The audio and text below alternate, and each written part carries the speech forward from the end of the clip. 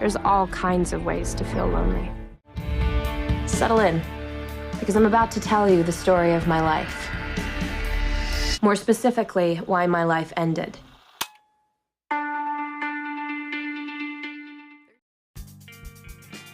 Welcome to They Said, We Said. This is John giving you my full spoiler-free review of 13 Reasons Why. So 13 Reasons Why is an adaptation from Jay Asher's novel with Brian Yorkey and Diana Sun as the showrunners. It stars Dylan Monet, Christian Navarro, Alicia Bowe, Brandon Flynn, Justin Prentice, Miles Heiser, Ross Butler, Devin Druid, Amy Hargreaves, Derek Luke, and Kate Walsh.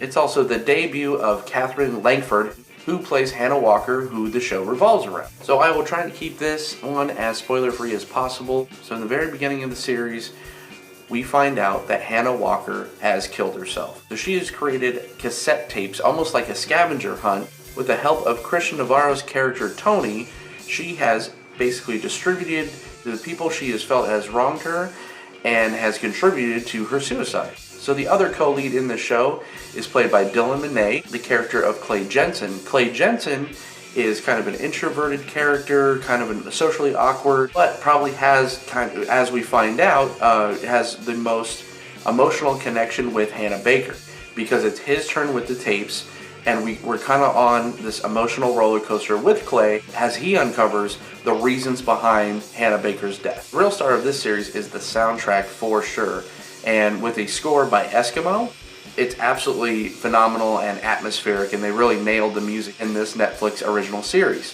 So from tape 1 to tape 13, we find out that basically a series of unfortunate events happens to our main character, and it all revolves around the students of Liberty High School. The show kind of hit a few key points for me. It takes you back to high school, and it takes you back into that feeling of the clickiness.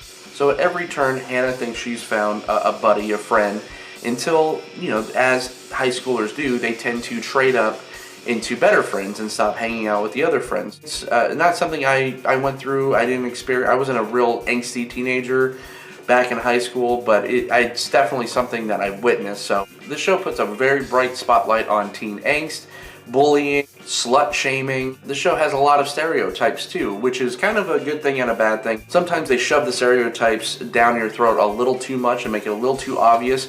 We have the character of Bryce and Justin, who are your typical, you know, jocks. Justin's kind of a bad boy jock. He's come from a broken home and just trying to better his life. And he gets tangled up with Bryce, who is your kind of fed with a silver spoon, you know, rich boy, you know, white America, rich boy jock that just kind of feels entitled. And they have this group of friends. We have, you know, Marcus, who's the school president, who is constantly worried about his image.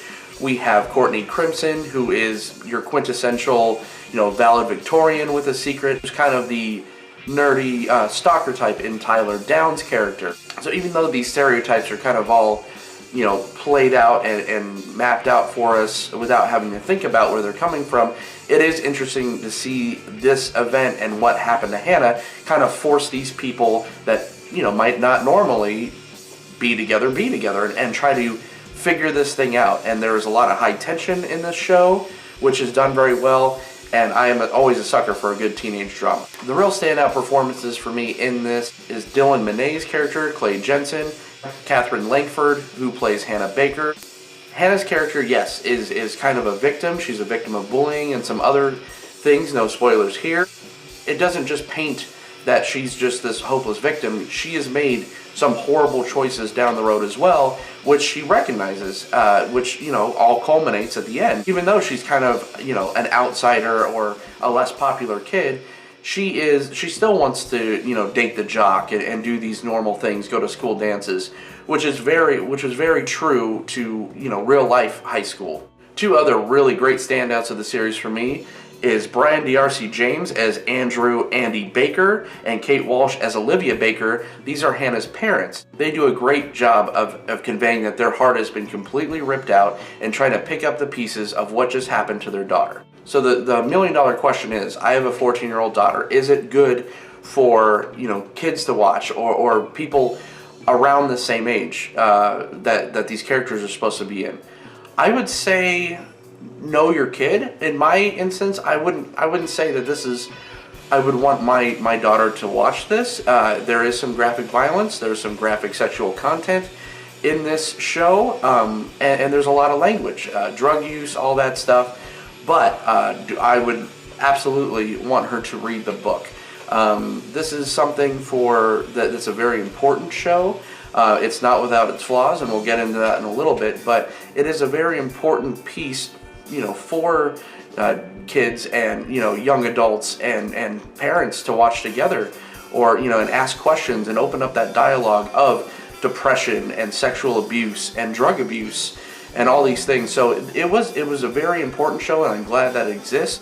But you be the judge. I'm the mind frame that I'd rather have my child, my young adult, read the novel, and then maybe down the road be able to watch the series. Like I said, this is a Netflix original. It's 13 episodes, and they were all released at once. Selena Gomez actually was the executive producer on this show. I guess it was supposed to be a feature-length film, and they transferred it over to a Netflix series where she was supposed to star in it as Hannah Baker, and now she was the executive producer. So after you watch the show, there's kind of a featurette afterwards, which was really nice. It was like Behind 13 Reasons Why, which you got to hear a lot from the cast and some psychologists and some doctors. So there's a lot of interesting, important things to be had here. There's a lot of substance for a teenage drama.